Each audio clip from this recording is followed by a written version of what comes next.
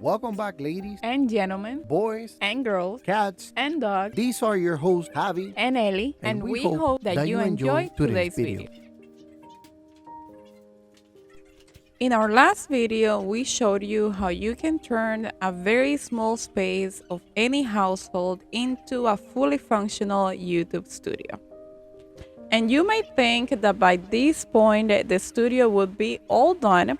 However, there are still a lot of finishing touches that we had to do in order to pull the whole studio together and of course to create great footage. So in today's video, we invite you to come with us and see all of the finishing touches that we made to make this studio even better.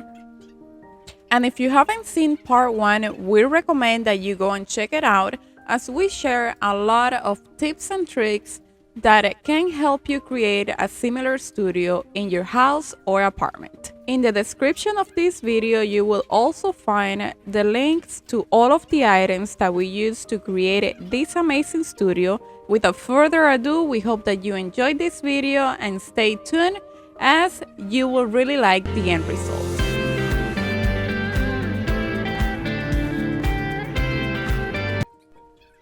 As we already said in the intro, in this video, we will just go over all of the finishing touches that we added to this at-home studio in order to enhance it and make it look better for the camera. By this point, we already had all of the bigger things in place, like the rod for the top-down view camera and also for the halo light. But some of the lighting and especially all of the cables had to be put in place. Also, the camera had to be readjusted and all of the connections had to be done.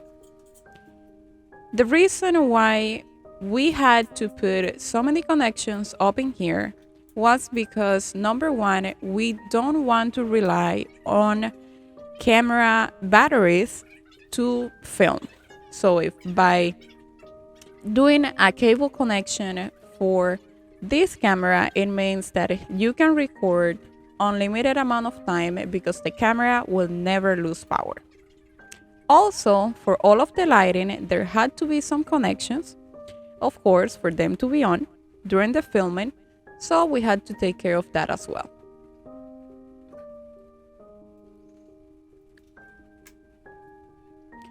Also, Javi started to position everything in a better location, and the extension was put in place where everything will be connected to. Having this extension with different connections was so much better than having a million cables running down, since some of the cables are actually quite short. The goal is to have all of the connections going to this extension and just have one single cable connected to the outlet. From here, the halo light, the Canon 80D, and any other light hanging from the ceiling will have power. It is important to have your camera connected to the power during filming, as you do not want to change your batteries all the time. If you do it this way, you will be moving the frame position and you will have to come back and set it up at all times. If you just connect one cable and have it receiving power at all times, then you don't have to do any kind of adjustment. And a quick tip for today's video is that if you have longer cables, then you can use tie wraps and tie them together for them to not be hanging at all times. You can see that Javi is using several tie wraps to shorten these cables.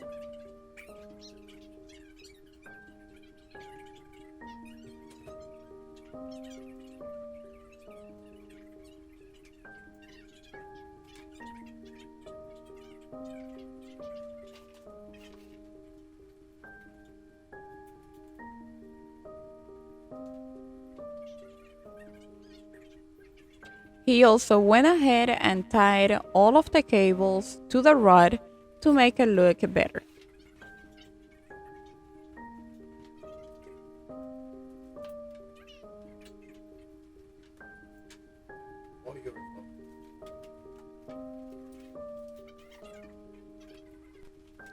Again, all of the cables running down the wall were hidden using these cable channels so they don't show up and it gives a cleaner look.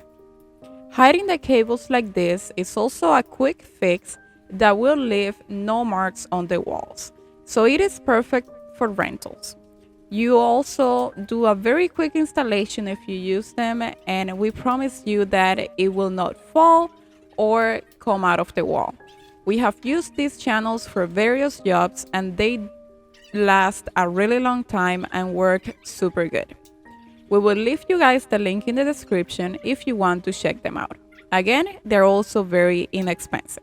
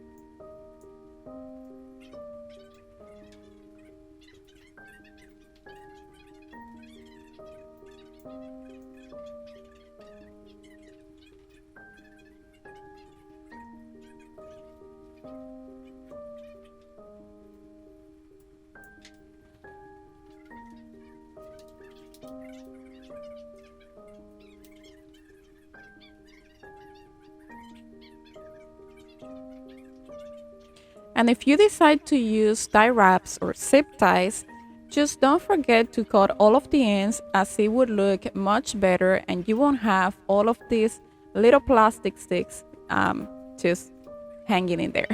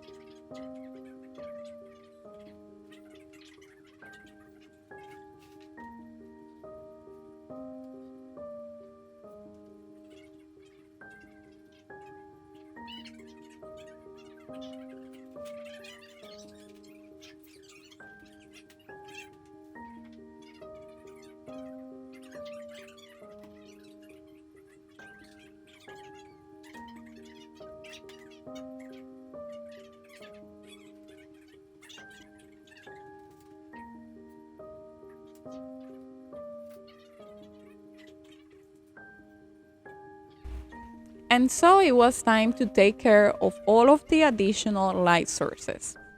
In this occasion, we used two different kinds of lights. One was the light to give more definition and better lighting to the cameras for filming, and the second kind of light is the mood lights or the color lights. We recommend that you also do this combination as they both serve different purposes. One of them is to add an ambience and warmer colors to the image, while the other one is going to help your camera do a better shot. Since this is an indoor studio, you need light sources for everything to look better. So for that reason is that we got the halo light and also this other square light. These are semi-professional lights that you can get from Amazon, and this halo light was actually purchased from Walmart. So there are different options that you can try. And again, to start with a small studio like this, you don't need for that to be extremely expensive. As I said before, this is a small studio, but it was very thought of, but also on a budget. The most important thing is, of course, to position these lights in the best way possible and to always check for the image on your camera. If you decide to do all of this but don't check the image on the camera, more likely than not is that at the end you will have to readjust everything. So just keep checking on your camera to see how it looks in there. That is the most important thing. Again, something else that we did was to kind of see all of the possible shots that our friend will be doing and then compare that to what we had around it to make it all look as good as possible.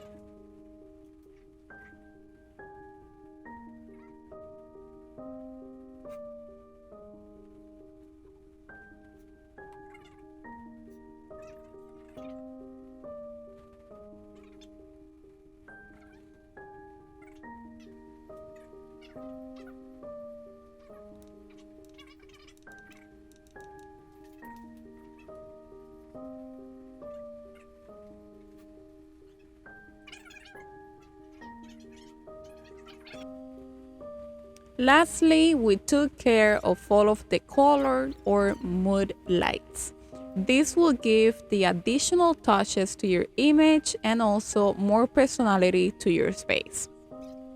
Something that you can do with these color lights is to pick your favorite colors or even your brand colors. If you already have a logo or are trying to create a brand in the long run, you can use those colors from the beginning and it will help you along the way. As I said before, you will start to create your brand. And remember that a YouTube channel is an extension of your personality. So doing these things, even though they're very small details, they can help you out along the way.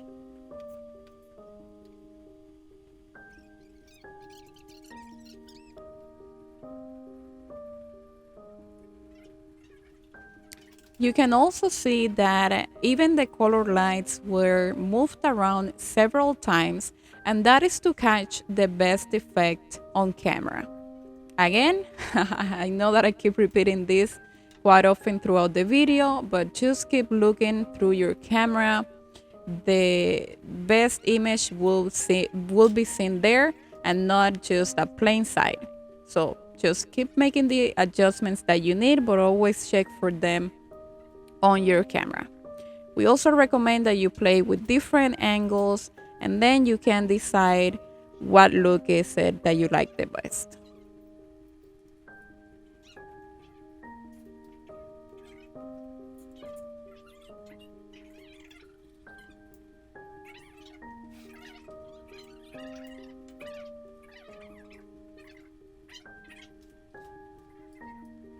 Adding light to specific objects such as this plant is also a great idea so that it will give a multi-dimension quality to your image. And overall, it won't look so flat.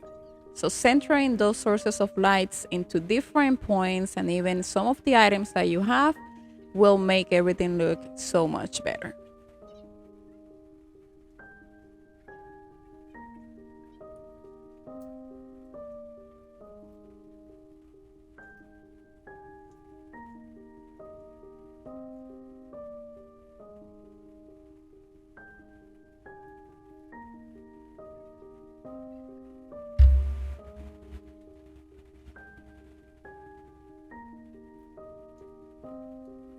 And just don't forget to take care of all of the cables. You don't want them to be hanging at all times.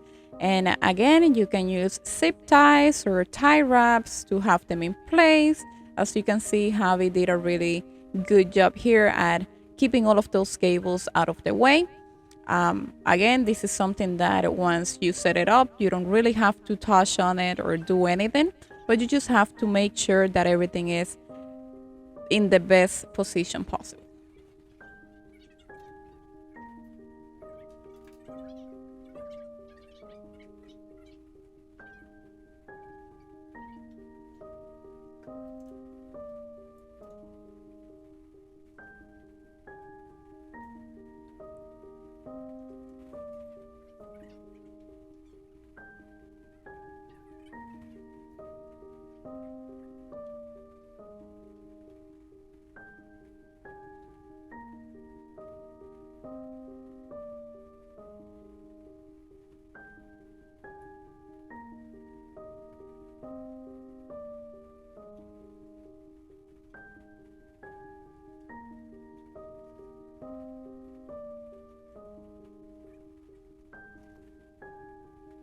And that is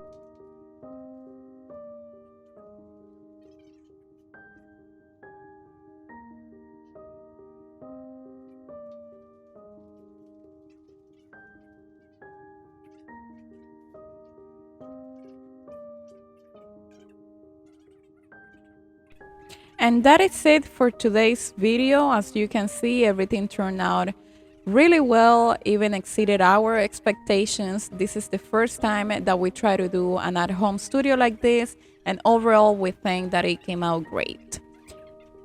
If you have any questions, concerns, or if there is anything else that you would like for us to do or change, again, we're not professionals at this, we just try to do our best. Please let us know in the comments, as we would love to hear what you guys think about this small little project that we did. As always, we want to thank you for watching our videos. You can find us on Facebook and Instagram for more of our day-to-day activities, and also remember that we have a website with much more information, including our blogs. We hope to see you on the next video or on the road. Stay safe and keep on RVing.